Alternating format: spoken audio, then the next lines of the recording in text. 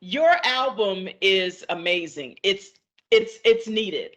When I was listening to the music, all the upbeats, it bounces with joy. It has that Latin and Spanish jazz, pop, hip hop flavor, a little R&B. I mean, it's a mixture of blessings. And you made it a time in the middle of COVID. Tell me a little bit about the making of this great album. You know, we were playing around town and we were mixing it up and we finally got who we are together, which is, you know, I think we've got a special sound. We're kind of in between genres. It's kind of like a rock, R&B, funk, jazz, but it's got layers of Latin percussion underneath it. So it's easy listening forever, but it's really about our band. Canelita Sabrosa means tasty cinnamon. And what that's about is, you know, we're not rock, R&B, jazz, smooth jazz. We're the tasty cinnamon between it all. And so our whole band is very diverse. We've got everybody's from different backgrounds, and they all come from smooth jazz, Latin jazz, salsa, R&B. You know, Julio's recorded on a lot of trap albums, and rap albums, and then Katy Perry and Usher. So he's got a very diverse guitar feel within him. And when you take all of those musical backgrounds and put them together, hopefully it makes a really unique, wonderful sound that brings happiness and a good feel, and it's meshing it all together. It does. So you're based out of Atlanta. COVID hit in 2020. A lot of people became creative. People even became more creative. Tell me a little bit about the making of this from the beginning. You know, during the COVID when you started to do this. So I had just moved to Midtown Atlanta in a house right in Midtown, in a really cool little eclectic neighborhood, where you can see the skyline a little bit. And you know, COVID hit and shut everything down. And a lot of people in the band were full-time musicians. I'm very lucky and fortunate. And so I said, listen, we're going to make it through this. Just come to my house and we'll stream and just, I'll run some ads. I ran some ads on Instagram in like Europe and Asia, everywhere I thought that I could where somebody might like our music. And I said, don't worry, I'm going to pay everybody so everybody's okay. And we'll just do it in the family room. But it was cool outside that day because it was like, I don't remember what month. It was cool outside, so I left the front door cracked and with the screen shut. And in about the second or third song, we heard clapping. And we looked outside and there was like 15 people dancing in the street. So we picked up everything and moved out front onto the front porch. And then every Friday night from 6 to 8, we would do a concert just to hold the band together and keep the groove together. And it ended up there'd be 250 people all the way around. You know, everybody'd be socially distanced, but they were drinking wine, champagne, beer, whatever, all around, kids dancing in the street. And it was a great thing for the neighborhood. Eventually the news came, Channel 46 came. And it just held the band together, and we were like, we have to record this. And we had always talked about it, but I said, we have to record this. And literally, I just did it. I booked studio time 2 weeks. We didn't even know what we were gonna do. I called up Julio and my brother Kenny, who plays acoustic guitar and sings lead. And I said, listen, we're doing this. I got time in 2 weeks. So I told my brother, who's never written a song, I said, listen, we should get together and start writing some songs because we got to record something. And, you know, Julio's got some instrumentals and stuff, but we got to record something. You should try. And he literally in 2 weeks with his son sat down, wrote 2 songs, and that's Clouded Vision and Late Winter. He wrote those with his son, the first 2 songs they ever wrote. And then Julio, he had a dream not long after then. He gets a lot of songs in dreams. And so he'll wake up with a melody and jump in the middle of the night and record that. And literally a few of the instrumentals were ideas he had put down, and several of them were songs he just wrote in those 2 weeks. And about a week into the 2 weeks, we sat down and we had a practice in the house where we sat down and Julio just laid an acoustic track. And we ran through each song one time as a band and said, take this home and, independently work on it, just listening to that acoustic track to give us the time of it. That's all. And a week later, we went into the studio and we played each song 4 or 5 times. And what you hear is what came out. And then we had an hour and a half left. And I told him, no, no, no, no. I already paid for this. We're not going home. So what can we do? And then Come Together by the Beatles. We had never played that before. So we said, somebody said, it's COVID time, come together. That's what the world needs. Let's do it. And we played that song twice through, 3 times through. And that was it. As a matter of fact, my track on the congas, I'm embarrassed to say it, but I couldn't figure it out. And in the last 2 bars of the third time, I figured it out. Literally the last two bars, and I was not happy. Like, I didn't think we'd use it. But the producer asked Frankie to go back and do the bongos because he was playing timbales. He said, let's get some bongos on this. And I said, I'm doing mine again. And so mine was, that whole third track was literally, I figured it out. So I had one shot and that was it. And I know it's playing globally. It's playing all over the world. Yes. Yeah, tell me a little bit about that. How's that going for you? That's going great. It's amazing because it's my first recording. A lot of the other guys have other stuff or have played on a lot of stuff. But I got to tell you, I think everyone who listens to it, because my computer's up in my office and I always have the Spotify thing up, and I walk in, it'll be 2 a.m. I'm like, 12 people. Like, it's still somewhere in the world, there's 12 people listening to our songs. And to me, it still blows me away. And I'm so thankful. And to me, I'm just thankful because my guys are incredible. The musicians I have around me, and I'm just trying to keep up with them. I'm so thankful to have them. And they're all so unique from their backgrounds and the music that they play. I sit and play. And if you come up to Cutters and you watch, I'm just sitting and I'm watching and I'm smiling because I'm just watching them, and it's just love I feel, because I'm so thankful to be able to do this and be surrounded by the guys that I have. I've been so blessed, and I thank God every day. It's my happy place. And so I'm so thankful and so excited about the future. So it's great. Yes. So tell me a little bit about who's on the team, who's on the band, or who's playing on the album rather. So the acoustic guitar and lead singer is my brother Kenny.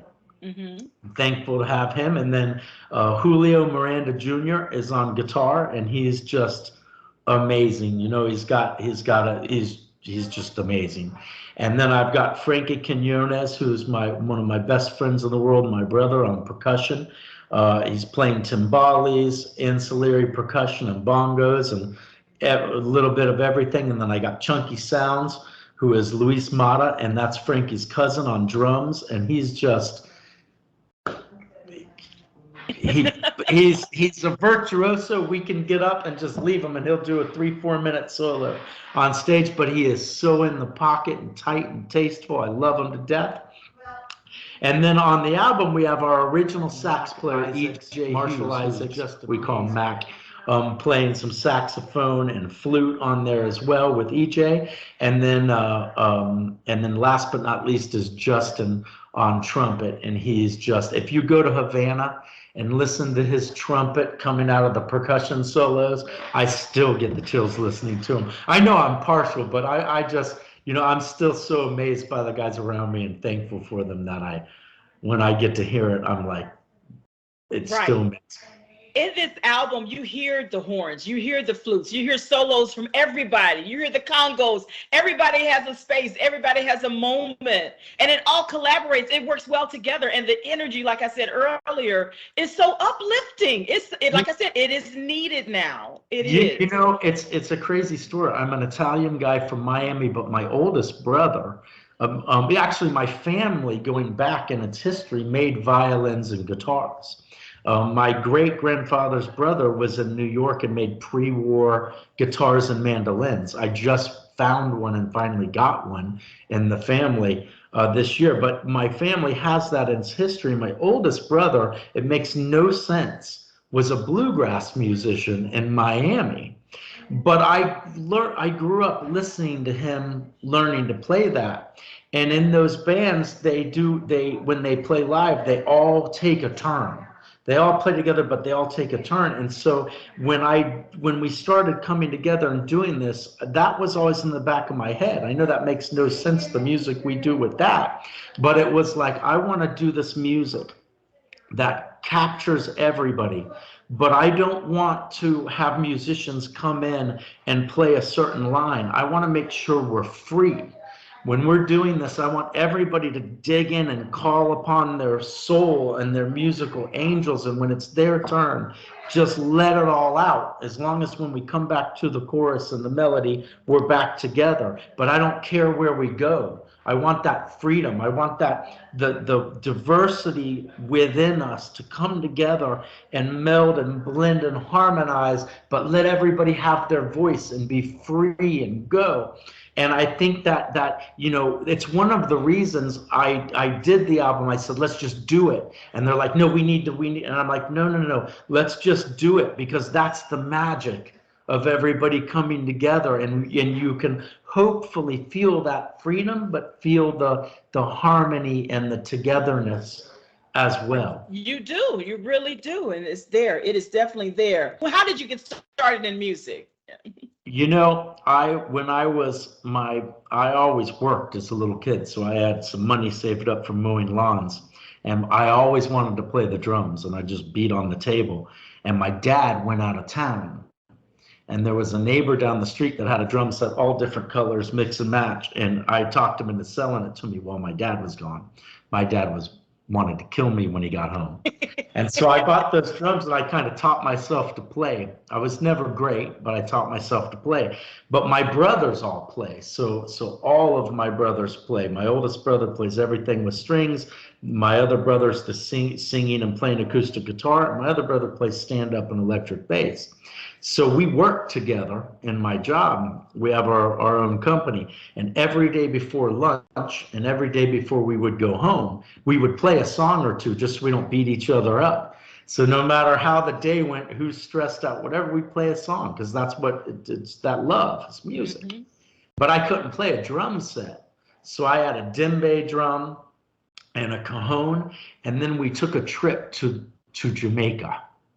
And I grew up in Miami, so I heard that Latin stuff. I never knew what it was, but I heard it, and I always had that in my soul.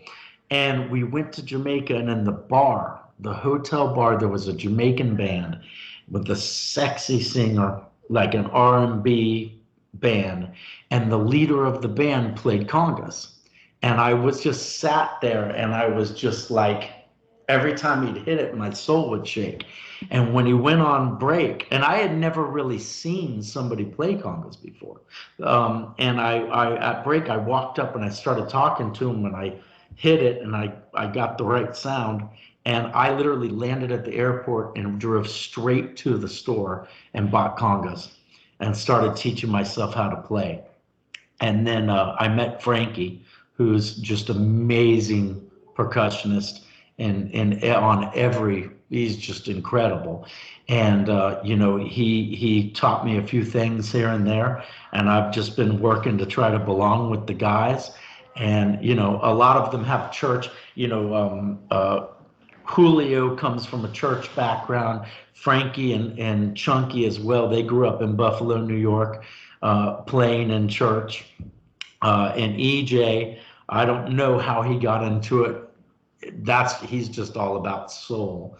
Mm-hmm. And Justin on trumpet, and we all I got really lucky playing and learning. And God brought these people together with me that have always encouraged me and helped me, and together we kind of found we started as a straight up Latin jazz band at Cutters, and it wasn't even the same people. Mm-hmm. But I quickly learned that it's hard to get a job doing that. There's only a couple places in town. It's a music that is so beautiful, but there's just not a lot of places to really let it out anymore. Right. So I said, I want to keep doing this, but I want to make it to where we can really get out there. So I said, let's start doing songs in the feel of popular songs. Even let's play some cover songs that everybody knows so it grabs them, but then we're going to do our thing. We're not going to give into that and play those songs. We're going to do our thing. We're going to do it the way we do it. And then as long as we come back in the chorus and everybody knows what we're playing, let's do it our way. Let's let our souls out and our music out. And that's kind of how it came about. You can go to our website, CanalitaSabrosa.com. We're on Instagram and Facebook. And please look us up and please come and see us. Yes, I will definitely be there right here in Atlanta. So I will definitely make a trip there to come hear you guys play. Please. Yes, please. indeed. Thank you very much for joining us, Chris. Thank you so much. Okay.